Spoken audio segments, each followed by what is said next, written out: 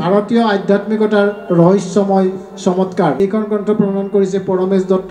এই গ্ৰন্থ প্ৰকাশকৰ লগত জড়িত মৰমলেণ্ড পাব্লিকেশ্যন। আমি এই চেগতে আমাৰ গ্ৰন্থমেলা বাকৰিত ইতিমধ্যে 3খন গ্ৰন্থ উন্মোচন হৈছে।